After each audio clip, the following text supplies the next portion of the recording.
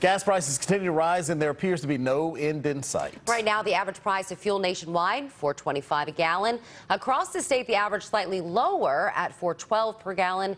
Right here in Raleigh, we've slightly above average at $4.15. So because of the surge, people we spoke with in Raleigh say they're considering taking advantage of free transit bus systems to just get around. Not a bad idea. CBS 17's Darren Todd is live for us tonight with more details on how long this service could last and if the city can afford to continue free bus fares, given they have to pay for gas too, right?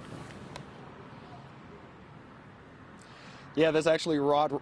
That's right, Rod. Can't even think about it right now because I'm thinking about taking that bus system. I have to fill up my car before coming to work. But I talked to a lot of people, and they're upset about these gas prices. You see people filling up right now. But the people I spoke with, that they say they're so upset with it that they're going to try to use this bus service that is free. But the big question tonight is, how long will this free service last? I'm not getting enough for my buck, you feel me, Drivers like Eric Robles are expressing their frustrations due to the drastic increase in gas prices. He said that he fills up at least 3 times a week, taking trips back and forth from Raleigh to Durham. I don't really have an option. I gotta go between cities and stuff, so I can't really do that. Other drivers like NJ Johnson are now looking for alternate transportation like Go Raleigh. I don't really want to have to waste money on gas because I have like other things that's kind of more important than that, if I can say that.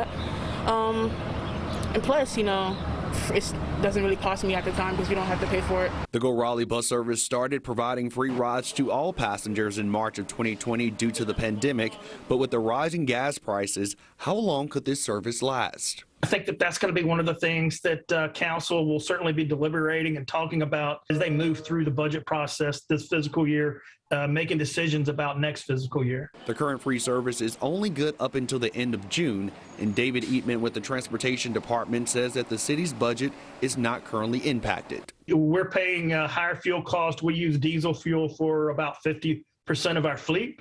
So that certainly is an impact. We think that we're good. We did some, smart budgeting. The rising prices and free fares don't go unnoticed by Go Raleigh riders like David Batts. I have a driver's license now, but I don't have a car. So I'm pleased that I'm not paying $4.19 a gallon for gas.